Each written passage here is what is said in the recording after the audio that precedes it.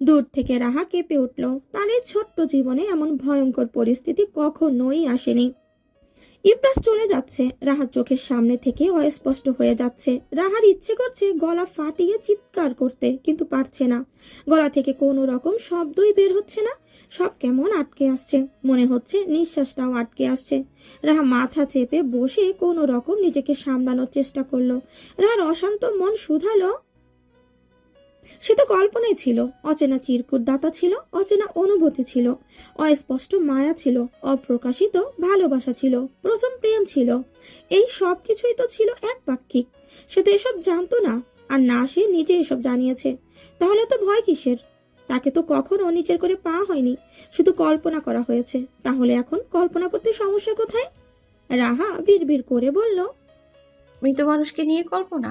মন অভিমানী হয়ে বলল। অনুভূতি কি মৃত্যু হয়? অনুভূতিরা তো মরে না। রাহা শূন্যে তাকিয়ে ফিস ফিস করে বলল। আপনি কল্পনায় না হয়ে বাস্তবে হতেন, আমি অন্য কারো না হয়ে পুরো পৃথিবীর বিপরীতে গিয়ে হলেও আপনার হতাম। মাথার উপরে সূর্যের উত্তাপ ছড়িয়ে ছিটিয়ে আছে, মনে হচ্ছে সূর্য যেন গাছপালা মানুষজনকে পুড়িয়ে ফেলবে। গত 2 দিন আগেও প্রকৃতির সেই কি তাণ্ডব, কিন্তু এখন সে সবের কিছুই যেন অবশিষ্ট নেই, বরং সূর্যের তাপে নাজেহাল অবস্থা। রাহার অবস্থা কোনো হেলফেল হলো না যেন।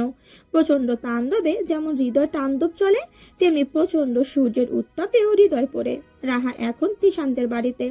সেই দিনে সেই কাহিনীর পর পাড়ার কিছু মহিলা রটিয়ে দিয়েছে রাহার নাকি ইব্রাজের সাথে কোনো কিছু ছিল, যে কারণে রাহার এরকম দশা হয়েছে। এক কান দুই কান করতে করতে কথাটা পুরো মহল্লায় হয়ে গেল। তিল থেকে তাল বানিয়ে ইতিমধ্যে সবাই একদম পাকাপোক্তভাবে রটিয়ে দিয়েছে যে রাহা আর ইব্রাজের মধ্যে গভীর থেকে গভীরতম সম্পর্ক ছিল। কথাগুলো অবশ্য রাহার কানে আসতে দেরি হলো না। রাহা এসব কথাতে একটুও বিচলিত হলো না, তবে মানুষ ঠিক কেমন হয় সেটার প্রাথমিক ধারণা মাথায় ঢুকিয়ে নিল।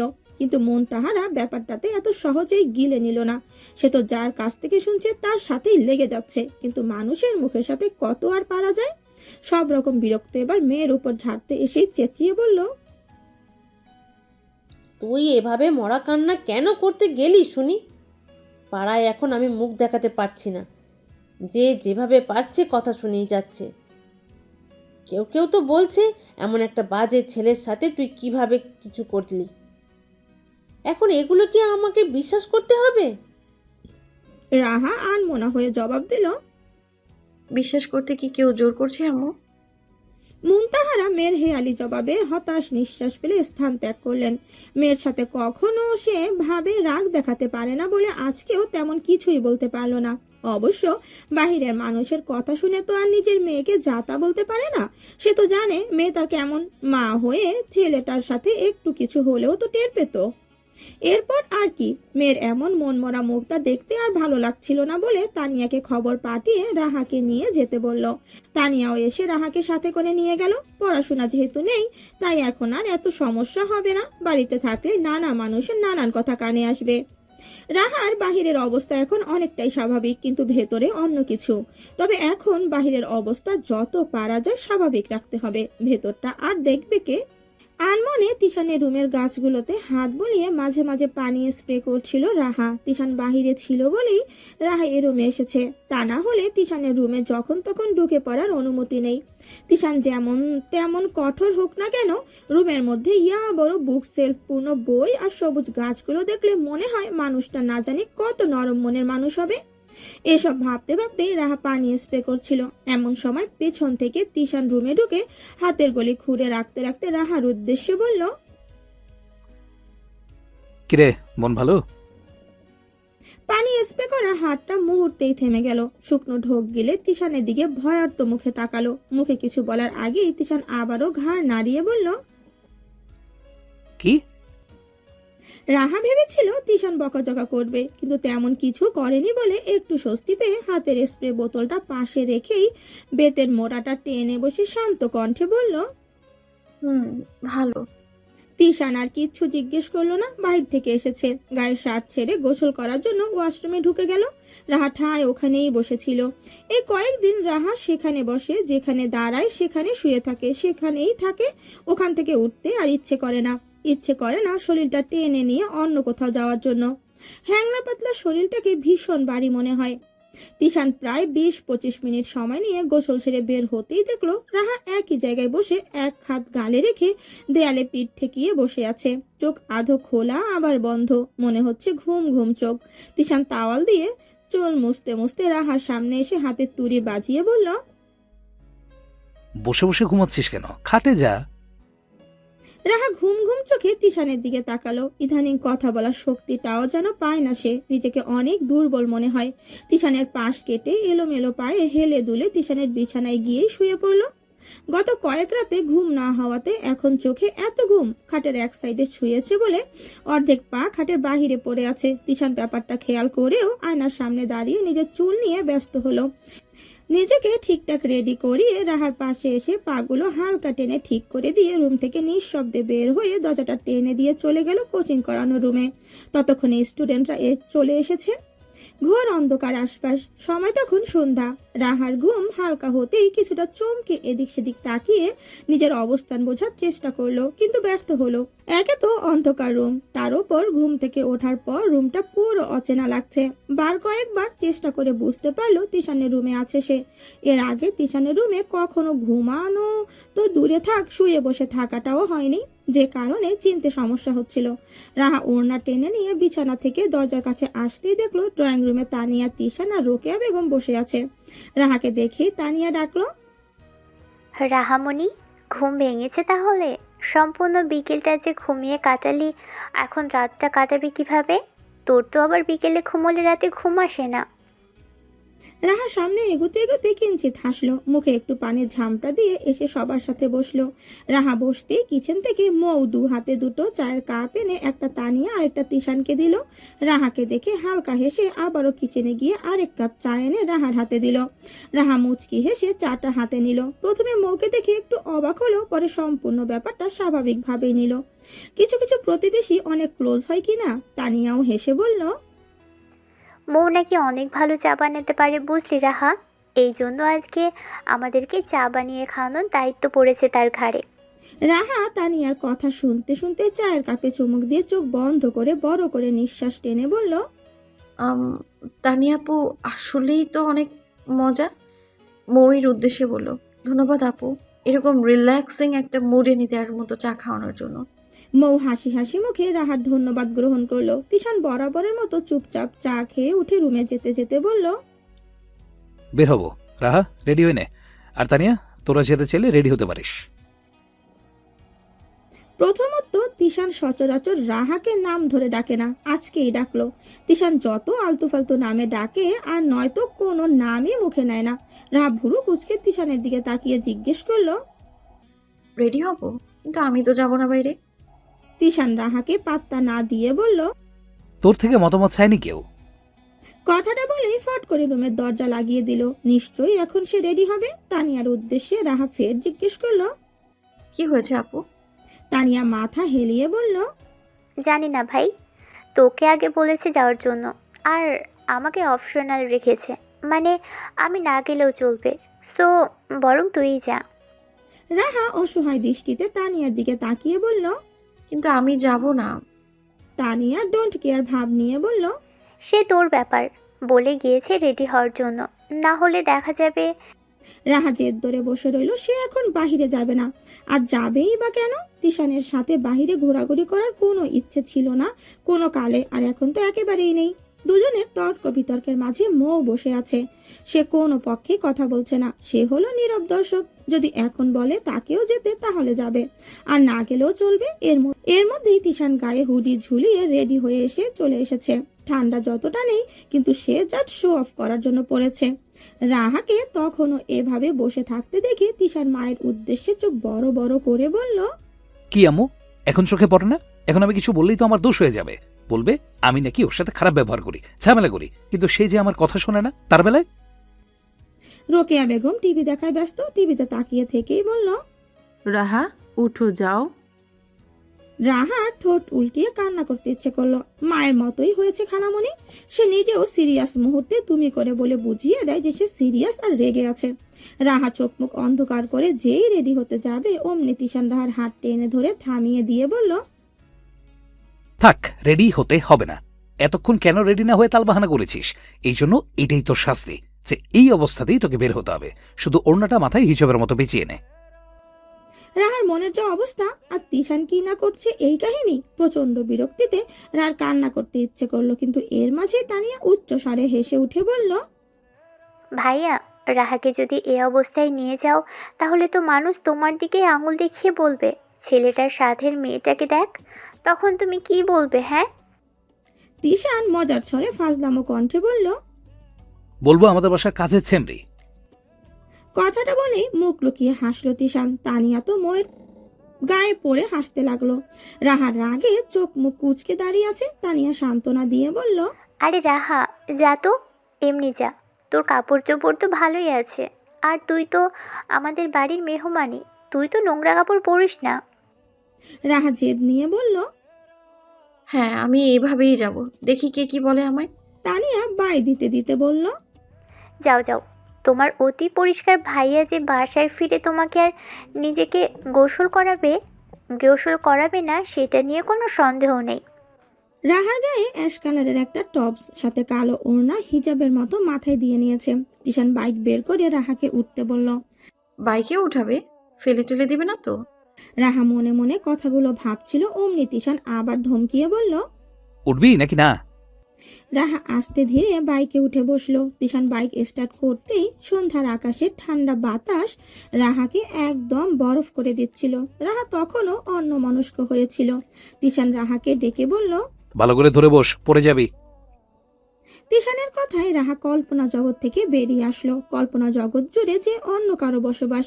রাহা তিশানকে ধরে বসতে না চাইলেও পড়ে যাওয়ার ভয়ে তিশানের কাঁধে হাত রেখে বসেই মনকে জিজ্ঞেস করলো, আমাকে টেনে নিয়ে যাচ্ছটা কোথায়? চারপাশে হিমেল বাতাস। সন্ধ্যা রাতের এই ঠান্ডা বাতাসটা গায়ে লাগলে সমস্ত শরীর ভেতর থেকে ঠান্ডা হয়ে যায়। আধো আলো আধো অন্ধকার একটা স্থান। আশেপাশের লাইটের আলোতে লেকের পানি চিকচিক করছে। রাহা দু হাত বুকে গুজে দাঁড়িয়ে আছে লেকের পানির দিকে তাকিয়ে। একটু দূরে তিশান একটা মোটা বই হাতে দাঁড়িয়ে আছে। বই পড়ছে যে ব্যাপারটা তা না, মনে হচ্ছে কোনো কিছু নিয়ে একটু স্টাডি করছে। সাথে আরেকটা লোকও রয়েছে। ঠান্ডা বাতাসে রাহার শরীর জমে যাচ্ছিল। পরনের হালকা জামাটা তে এই ঠান্ডা যেন আরো বেশি লাগছে। একটু পর পর বাতাসে রাহার হিজাব খুলে যাচ্ছে। এতক্ষণ চুপ করে লেকের পানির দিকে তাকিয়ে থাকা রাহা এবার বিরক্তিতে চোখ মুখ কুচকে তিশানের দিকে তাকালো। তিশান তখনও তার কাজে ব্যস্ত। রাহা বিরক্ত নিয়ে মনে মনে ভাবলো, ধ্যাত তেরি, আমাকে কি এখানে এভাবে দাঁড়িয়ে রাখার জন্য এনেছে নাকি? কেন যে আসলাম? তিশান সামনে থাকা লোকটার সাথে কথা বলতে বলতেই একবার রাহার দিকে তাকালো। অমনি রাহা নিজের বিরক্তি মাখা মুখটা ঘুরিয়ে নিল। বিষাক্ত মনের বিষগুলো যেন গুলিয়ে দিয়ে তেতো হয়ে গেল সম্পূর্ণ মনটা। রাহা বুঝতে পারলো একা থাকতে ইচ্ছে করলেও একা থাকা উচিত নয়, কারণ একা থাকলেই যে অনেক কিছু মাথায় চলে আসে। মনে ঘুরতে থাকে হাজারো কল্পনা, যে কল্পনাগুলো কখনো বাস্তবে রূপ নেবে না। আমরা সেই কল্পনাগুলোই করতে পছন্দ করি না। রাহা মিশ গেল আকাশের দিকে তাকিয়ে চাঁদ খুঁজলো, কিন্তু না, আকাশের চাঁদ নেই। অনেক দূরে একটা তারা মিটমিট করে জ্বলছে। রাহা অপলক তারাটার দিকে তাকিয়ে বিড়বিড় করে বলল, এটা আপনিই তাই না? চঞ্চলতাকে দূর থেকে নজর রাখা হচ্ছে। সব সময়ের মতো এখনো আপনি দূরেরই। আপনি নষ্ট পুরুষ কিনা জানি না, কিন্তু আপনি ভীতু পুরুষ, তাই তো দূরে দূরে থাকতেন। রাহার অবচেতন ভাবনাতে যেন অভিমানী মন তেজ নিয়ে বলল। তুই নিজেই তো দূরে থাকতে চেয়েছিস তার থেকে। রাহা আমতা আমতা করে মনকে বুঝালো, মায়া কেমন হয় সেটা আমি জানতে চাই না, জানতাম না। সুখকর অনুভূতিরা যে বিষাক্ত অনুভূতিতে এত তাড়াতাড়ি পরিণত হতে পারে সেটাও জানতাম না আমি। মন বিপরীতমুখী হয়ে জবাব দিল, বিরক্ত আর অপছন্দ করা মানুষের প্রতিও যে এত তাড়াতাড়ি মায়া আর ভালোবাসার অনুভূতি আসতে পারে সেটাও তো জানতাম না। রাহা মনের সাথে আর তর্ক করতে পারলো না। অমনি তিশান ছুটে এসে তারা দিয়ে বলল। চল যাই। রাহা তিশানের দিকে ঘাড় ঘুরিয়ে বিরক্ত নিয়ে তাকালো। একে তো বোকার মতো এখানে দাঁড় করিয়ে রেখেছে, তার উপর দাঁড় করিয়ে রাখার জন্য কোনো অনুতপ্ত দেখা যাচ্ছে না।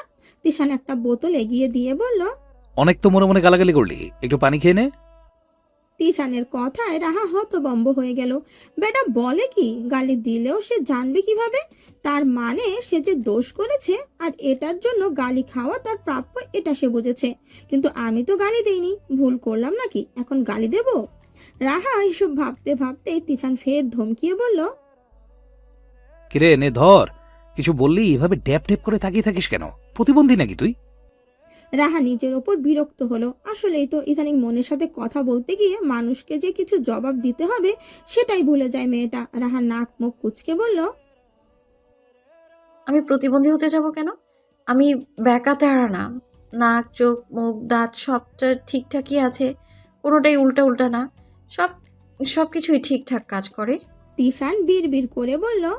অঙ্গ প্রত্যঙ্গ ঠিক থাকলেও তুই নিজেই সম্পূর্ণটা তেরা।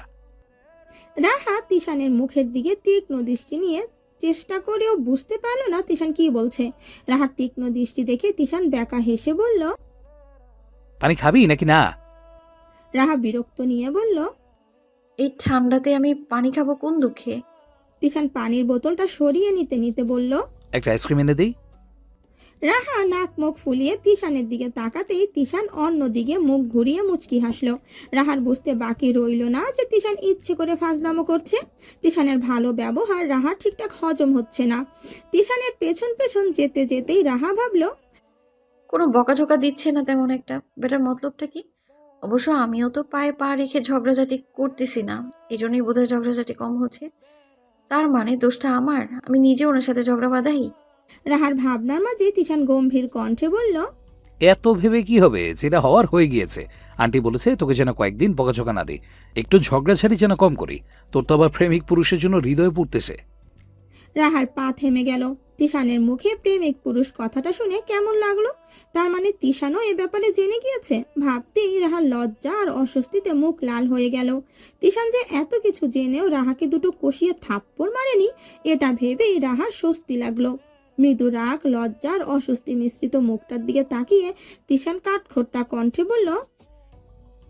ঢং কমিয়ে নে, এসব মন খারাপি বাদ দে। মন খারাপি বাদ দিলে আমাকে আর তোর সাথেও মেয়ে করতে হবে না। রাহা নাক ফুলিয়ে বলল। তার মানে আপনি ইচ্ছে করে ঝগড়া করেন? তিশান হাঁটার গতি বাড়িয়ে দিয়ে যেতে যেতে বলল। তোর সাথে ঝগড়া করতে আমার বইয়ে গেছে। রাহা বিড়বিড় করে বলল। আমার মন খারাপ আর আম্মু বলেছে বলে আপনি এই ভালো মানুষই আপনার? তা না হলে তো ধুমকে আমাকে রফা দফা করে দিতেন। তর্ক বিতর্কের পাট চুকিয়ে রাহাকে নিয়ে তিশান বড় নামি দামি একটা শপে আসলো। রাহা কেবল নীরবে তিশানের সাথে পা মিলিয়ে হাঁটছে। দু একজনের দৃষ্টি রাহার দিকে গেলে তিশান রাহাকে নিজের শক্তপোক্ত বিশাল আকৃতির দেহ দ্বারা ছোট্ট ছিমছাম গরনের রাহাকে আড়াল করে দিচ্ছে। একটা ফোনের দোকানে এসে তিশান থামলো। দোকানের ছেলেদের সাথে হ্যান্ডশেক করে ভালো মন্দ জিজ্ঞেস করলো। মনে হচ্ছে চেনা জানা। রাহাকে পাশে বসতে বলে তিশান দুই একটা ফোন হাতে নিয়ে কথাবার্তা বলছে। রাহা ততক্ষণে বুঝে গেল ফোন কেনার জন্য আসা হয়েছে। রাহার বোকা মন উৎফুল্ল হয়ে ভাবলো, ফোন কি আমার জন্য? কিন্তু আমার তো রেজাল্ট আসেনি। পাশ করি নাকি ফেল করি, কথা ছিল পাশ করলে ফোন কিনে দেবে। পরক্ষণে রাহা বুঝতে পারলো তার মায়ের কাজেটা। মেয়ের মন খারাপ ওনার সহ্য হয় না। ভেবেছে একটু শখ পূর্ণ করলে হয়তো মেয়েটা খুশি হবে। কিন্তু মা তো জানে না যে এই মন খারাপই এত তাড়াতাড়ি শেষ হবে না। মনের পোড়া দাগ যেতে সময় লাগবে যে। কিন্তু রাহা সিদ্ধান্ত নিল নিজের মন খারাপ সবাইকে দেখিয়ে তাদেরকে এভাবে অস্থির করে রাখাটা উচিত হচ্ছে না। তার চেয়ে বরং নিজের মন খারাপ নিজের মধ্যেই রাখবে। তিশান দুটো ফোন রাহার সামনে ধরে জিজ্ঞেস করলো, কোন মডেলটা নিবি? সর্বক্ষণ কল্পনাতে বিরাজ করা মেয়েটা হঠাৎ তিশানের কথাতে ঘাবড়ে গেল যেন। এইটুকুতে এভাবে ঘাবড়ে যাওয়ার কি হলো সেটা নিয়ে তিশান চোখ মুখ কুচকে ফিস ফিস করে বলল। সমস্যা কি তোর? আমি কি বাঘ নাকি ভাল্লুক? সহজ কথা বললে এমন ভাবে চমকে যাস, মনে হয় কি যেন হয়ে গেছে। তুই কি মানসিক রোগী? তিশানের কথায় রাহার মনের ব্যথা হু হু করে বেড়ে গেল যেন। রাহার মনের যা অবস্থা হয়তো এই কারণে একটু অন্যমনস্ক হয়ে যায়, তাই বলে তিশান এভাবে বলবে? রাহা চোখ চিকচিক করে উঠল। শুকনো ঠোঁট ভিজিয়ে নিয়ে তিশানের দিকে তাকাতেই ফোনগুলো নাড়িয়ে তিশান ফের জিজ্ঞেস করলো। রাহা শান্ত কণ্ঠে ছোট করে বলল, একটা হলেই হবে। তিশান আর বেশি কিছু বলল না। কথাবার্তা শেষ করে টাকা বুঝিয়ে দিয়ে রাহাকে নিয়ে বের হয়ে গেল। রাহা তিশানের পেছন পেছন হাঁটতে লাগলো, কিন্তু বরাবরের মতোই তিশানের সাথে রাহা হেঁটে পারে না। আর এখন তো শরীর মন কোনোটাই চলে না একদম। তিশান হাঁটতে হাঁটতেই পেছন ফিরে দেখলো রাহা কিছুটা দূরে। তিশানকে পেছনে ফিরে তাকাতে দেখে রাহা ভয় পেয়ে গেল। চোখে মুখে তার ভয় উবড়ে পড়ছে। তিশান আবারও ধমকাবে ভেবেই রাহার এই ভয়। চুপচাপ শান্ত ভয়ার্ত চোখের রাহার মুখটা দেখেই তিশানের মনে হলো, ইস, বেশি বলে ফেলেছে মনে হয়। মেয়েটার অবস্থাটা নাজেহাল, নিয়ে আসা উচিতই হয়নি এই অবস্থায়। রেস্ট নেওয়া দরকার হয়তো। কথাগুলো ভাবতে ভাবতেই দাঁড়িয়ে পড়া তিশান অব্দি চলে আসলো রাহা। তিশানকে দাঁড়িয়ে থাকতে দেখে রাহা চোখ পিট পিট করে তাকালো। তিশান কি না কি বলে। রাহার ভাবনাকে ভুল প্রমাণ করে তিশান রাহার হাতটা নিজের হাতের মুঠোয় নিয়ে হাঁটা ধরলো। রাহা চমকে তাকালো তিশানের দিকে। একে তো ভকাচোকা দেয়নি, আবার হাত ধরে নিয়ে যাচ্ছে। ব্যাপারটা গভীর ভাবে ভাবলে রাহার ভালো লাগবে না ভেবে রাহা বড় ভাই হিসেবে ব্যাপারটা নিল, সহজ করে নিল। বাইকটা নিয়ে গেছে বন্ধু, এখন ওদেরকে রিক্সা করে যেতে হবে। তিশান রিক্সা ডেকে রাহাকে হাত ধরেই উঠালো। তখন রাত প্রায়। ঠান্ডা বাতাসে একটু বেশি যেন ঠান্ডা লাগছে রাহার, তাও চুপটি করে বসে আছে। তখনও তিশান রাহার হাত ধরে রেখেছে। অস্বস্তি নিয়ে বারবার হাতের দিকে তাকাতেই তিশান আস্তে করে রাহার হাতটা ছেড়ে গম্ভীর কণ্ঠে বলল, ফোন পেয়ে লাফ মারিস না যেন, আর কোনো ছেলের সাথেও যেন ইটিস পিটিস করিস না। একটার সাথে করে এখন তোর মা আমার ঘাড়ে দায়িত্ব চেপে দিয়েছে তোর মন ভালো করার। প্রতিবার কিন্তু আমি পারবো না। রাহা ব্যাকা চোখে তিশানের দিকে তাকালো।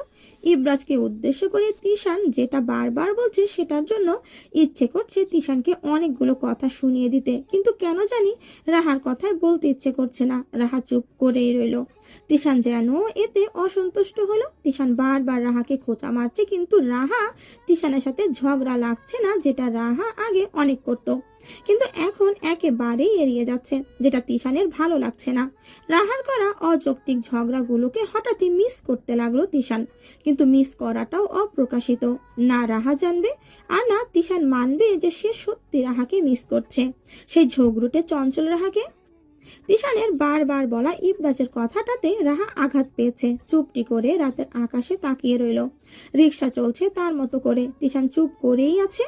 রাহা মিচকালো আকাশের দিকে তাকিয়ে দীর্ঘশ্বাস ফেলে মনে মনে ভাবলো, অশান্ত সমুদ্রে ফেলে রেখে আপনি পালিয়েছিলেন। একে তো হৃদয় চূর্ণ বিচূর্ণ করে দিয়েছেন, তার উপর আবার এমন এক পরিস্থিতিতে ফেলে গেলেন যে আপনি মরে গিয়েও বেঁচে গেলেন, আর আমাকে জীবন্ত লাশ বানিয়ে দিয়ে গেলেন। ছোট ছোট শখ পূর্ণ হলে আমরা সবাই খুশি না হয়ে পারি না। মনের অজান্তেই আমাদের আনন্দ হয়, মন নেচে ওঠে। রাহারও সেম অবস্থা। নতুন ফোন পেয়ে চোখে মুখে কিছুটা উৎফুল্লতা দেখা যাচ্ছে। তিশান সম্পূর্ণ ফোনের সেটিংস ঠিকঠাক করেই রাহার হাতে দিয়েছে। অবশ্য দেওয়ার আগে 20 খানেক ভাষণ শুনিয়ে দিয়েছে। এবার রেজাল্ট আসার পালা। হুমকিও দিয়েছে রেজাল্ট খারাপ আসলে ফোন নিয়ে যাবে। আশেপাশের কষ্টগুলোকে আপাতত মনের গভীরে পুঁতে দিয়েছে রাহা। নিজেকে একটু সময় দেওয়া উচিত কিনা। মাঝে মাঝে পছন্দের কাজ কিংবা ভালো লাগে এমন কাজগুলো করলে মনটা ভালো হয়। মন ভালো করার উদ্দেশ্যে রাতে ফিরেই রাহা ফ্রেশ হয়ে সুন্দর করে চুলগুলো আঁচড়িয়ে ক্লিপ মেরে নিল। ঠোঁটে হালকা লিপস্টিক, তারপর হাসি হাসি মুখ করে নতুন চকচকে ফোনের ক্যামেরা বের করে অনেকগুলো সেলফি তুলে নিল। কিছু মানুষ রয়েছে ছবি তুললে যাদের মন ভালো হয়ে যায়, তাদের মধ্যে রাহা একজন। বাদ বাকি সব কিছু ভুলে গিয়ে রাহা প্রতিটা ছবি মনোযোগ দিয়ে দেখে শুনে মায়ের হোয়াটসঅ্যাপে 3-4টে ছবি সেন্ড করে দিল। মেয়ের এমন হাসি হাসি লুক দেখে মায়ের মন যে খুশিতে আধখানা হয়ে যাবে সেটা রাহার অজানা নয়। মাকে খুশি করানোর জন্যেই তো এই সাজসজ্জা। মাঝে মাঝে অন্যদের খুশি করাতে পারলে নিজেরই কেমন শান্তি লাগে। রাত প্রায় 10টা। মুনতাহারা মেয়ের এমন হাস্যোজ্জ্বল মুখ দেখে স্বস্তির নিঃশ্বাস টেনে ফোন লাগালো। রাহা মায়ের ফোন পেয়ে রিসিভ করে 4-5 মিনিট কথা বলে কল কেটে দিল। তানিয়া রাহার এই সাজসজ্জা দেখে ড্রয়িং রুমে চলে গিয়েছিল। ততক্ষণে রাহার ডাক পড়ে গিয়েছে খেতে যাওয়ার জন্য। রাহা কি করবে বুঝতে পারলো না। আয়না নিজেকে 2-1 বার দেখে ভাবলো এতটাও তো সাজেনি, তাই এই সাজ নিয়ে ওদের সামনে গেলে কি বা বলবে। ফোন হাতে নিয়ে রাহা ছুটলো ড্রয়িং রুমে। বাসায় যে অসির রহমান এসেছে সেটা রাহা জানতোই না। সে নিজেই তো বাসায় এসেছে একটু আগেই। খাবার টেবিলে গিয়ে সবাইকে খাবার সামনে নিয়ে বসে থাকতে দেখে রাহা শুকনো ঢোক গেল। মনে মনে ভাবলো, এই রে, আঙ্কেল বাসায় আসলো কখন? রাহার ভাবনার মাঝেই অসির রহমান গম্ভীর কণ্ঠে জিজ্ঞেস করলো। রাহা ইতস্ত বোধ করে মিনমিনে গলায় বলল, জি আঙ্কেল। অসির রহমান একবার তিশানের দিকে তাকালো। তিশান ততক্ষণে গমগমে চেহারা বানিয়ে খাবার খেতে ব্যস্ত। তিশানকে দেখে নিয়ে ফের রাহাকে বলল। রাহা দাঁত কিরমির করে মনে মনে ভাবলো, সব কয়টা ভাষণ দেওয়া নেওয়ালা। এতক্ষণ পোলা ভাষণ দিয়েছে আর এখন বাপে দিচ্ছে। এরা যে সব কিছুতেই এত সিরিয়াস কেন বাবা? এর মধ্যেই রোকেয়া বেগম চেয়ার টেনে রাহাকে বসতে বলে খাবার দিল। ততক্ষণে তানিয়া আর তিশানের খাবার প্রায় শেষ, আর ওসির রহমান তো খাবার শেষ করে উঠেও গেল। রোকেয়া বেগম ততক্ষণে বসে পড়ল খেতে। সবাই খাওয়া দাওয়া শেষ করে ফেললেও রাহা তখনও একবার টিভিতে তাকায় তো এক লোকমা মুখে তোলে। রোকেয়া বেগম দু একবার ধমক দিল, তার ধমকে কাজ হয়নি, আর হবেও না। রোকেয়া বেগম ফের ধমকিয়ে বলল, আরে এত লেট যে করছিস, তোর আঙ্কেল যে বাসায় সে কথা কি ভুলে গেছিস? রাহা ঠোঁট উল্টিয়ে বলল। তো কি হয়েছে? উনি তো ওনার রুমে চলে গিয়েছে। রোকেয়া বেগম চোখ মুখ ফুলিয়ে বলল, সে তো আরেক জাতের পুরুষ মানুষ। রাত 11টার পর বাসার কেউ জেগে থাকতে পারবে না, এটা তার কড়া নির্দেশ।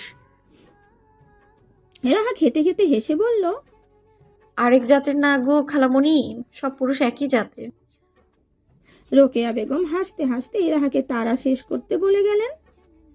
তিশান খাওয়া শেষ করে রুমে যাওয়ার পর প্রায় 15 মিনিট পর রুম থেকে বের হয়ে রাহাকে তখনও খাবার টেবিলে দেখে হাতে একটা বই নিয়ে সোফায় হেলান দিয়ে বসতে বসতে বলল, পাতিলের সব খাবার শেষ করে ফেলতেছিস নাকি? এখনো খাচ্ছিস? রাহা দাঁত কটমট করে তিশানের দিকে তাকালেও কিচ্ছু বলল না। এই কিছু না বলাটাই তিশানের পছন্দ হলো না। ইদানিং রাহা তিশানের কথার পিঠে কথা বলে না, যেটা আগে করত। এখন না করাতেই তিশানের কেমন শূন্য শূন্য লাগে, যেটা অবশ্য তিশান এখন উপলব্ধি করতে পারছে, আগে তো পারেনি। তিশান আবারও বলল, রাত করে এত সাজুগুজু করেছিস কেন? রাহা তিশানের সাথে কথা বলতে চাচ্ছে না, তাও তেজ নিয়ে বলল, আপনার নাকি ভূত দেখার ইচ্ছে হয়েছে, তাই সেজেছি। আমি সাজলে তো আবার আপনার চোখে ভূত লাগে। তিশান দু একবার রাহার দিকে তাকালো, এরপর মাথা চুলকি আমতা আমতা করে বলল, না, সুন্দর লাগছে। রাহা মেকি হেসে মনে মনে ভাবলো, নিশ্চয়ই আম্মু শিখিয়ে পড়িয়ে দিয়েছে আমাকে সুন্দর লাগছে এটা যেন বলে। আম্মু তো ছবিতে দেখেছে, আমিও একটু সাজুগুজু করেছি, আর আমার সাজুগুজু দেখে যে তিশাইন না আমারে খোঁচা মারবো সেটা তো আম্মু জানে।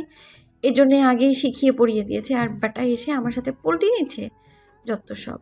মনে মনে কথাগুলো ভাবলেও মুখে কিছু বলল না রাহা। তিশান বইয়ে মুখ গুজে রাখলেও চাচ্ছে রাহা কিছু বলুক, যেন পায়ে পা রেখে ঝগড়া করতে পারে। ঝগড়া করতে না পেরে কেমন লাগছে যেন। কিন্তু রাহা তিশানকে একটুও পাত্তা না দিয়ে 5 মিনিট পর খাবার শেষ করে উঠে গেল। রাহা উঠে বেসিনে হাত ধুতে যেতেই রোকেয়া বেগম সব গোছগাছ করতে ব্যস্ত হয়ে গেল। রাহা হাত ধুয়ে রুমে যেতে নেবে অমনি তিশান ডাকলো। শোন। রাহা পেছন ফিরে মুখ ভেঙচি মেরে দাঁড়িয়ে বলল, কি? তিশান চোখ মুখ বড় করে তাকিয়ে বলল, এমন খিটমিটে মেজাজের হয়ে গেলে কবে থেকে? আগে তো ভয়ে কাঁপাকাঁপি করতে।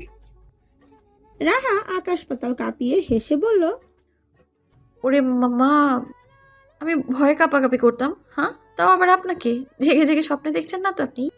তিশান ঘাড় বাঁকা করে বলল, দিন দিন সাহস বাড়ছে। কিভাবে কার সাথে কথা বলছিস ভুলে যাচ্ছিস? তিশানের ইচ্ছে করছে ঝগড়া করার জন্য। রাহাকে এসব বলা বলছে, যেটা বুঝতে পেরে রাহা চুপ মেরে গিয়ে শুধু বলল, কেন ডেকেছেন, কিছু বলবেন? তিশান শান্ত কণ্ঠে বলল, এরকম চুপচাপ হয়ে গেলি যে? বাই এনি চান্স আমাকে এড়িয়ে চলারও চেষ্টা করছিস না তো? নাকি সবটাই ব্যানাথিক নাটক? রাহা ভেবেছিল তিশানের সাথে কথা এগুবে, কিন্তু লাস্ট কথাটা শুনেই রাহা দ্রুত পায়ে চলে যেতে নিলেই তিশান রাহার হাত টেনে ধরে থামিয়ে দিল।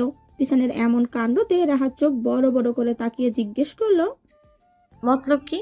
তিশান 2 সেকেন্ড চুপ করে থেকে রাহার বাচ্চা সুলভ চেহারার দিকে তাকিয়ে হাতটা ছেড়ে দিয়ে বলল, তোর চুপ থাকাতে আশেপাশে মানুষদের কষ্ট হয়, বুঝিস সেটা? রাহা বিদ্রুপের স্বরে বলল, চুপ থাকলে তো অনেকের শান্তিতে থাকার কথা। আমি তো নাকি বেশি কথা বলি, মানুষের কান নাকি পচে যায় আমার বেশি কথাতে। তিশান বিরক্ত হয়ে বলল। তুই বেশি বুঝিস। রাহা 2 হাত নাচিয়ে বলল, ভাগ্যিস বেশি বুঝি, তাই তো মানুষের মন বুঝলাম। রাহার হেয়ালিতে তিশান প্রচন্ড বিরক্ত হলো, কিন্তু রাহার প্রতি কঠোর না হওয়ার জন্য 2 সেকেন্ড থেমে নিজেকে শান্ত করে বলল, খুব তাড়াতাড়ি আমার শান্তি ফিরিয়ে দিস। কথাটা বলেই তিশান রুমে চলে গেল। রাহা বোকা বনে গেল, মনে মনে বিড়বিড় করতে লাগলো। তিশাইন না বলে কি ওর শান্তি ফিরিয়ে দিতাম মানে? আমি কই থেকে ওর শান্তি ফিরিয়ে দিব আজব। প্রতিটি সকাল জীবনে মনে করিয়ে দেয় কাল যা হয়েছিল তা অতীত, আজ নতুন কিছু সৃষ্টি করার দিন। রাহার মনের অবস্থা এখন আগের থেকে অনেকটাই স্বাভাবিক। খুব ভোরে ঘুম থেকে উঠেই রাহা সুন্দর সকালটা উপভোগ করতে যাবে ভাবলো। তিশানদের বাসার ছাদটা একটু বেশি সুন্দর আর আকর্ষণীয়, সবটাই তিশানের জন্য। অতি পরিষ্কার তিশান নিজের রুমের মতোই আশেপাশে সবকিছু সুন্দর রাখতে চায়।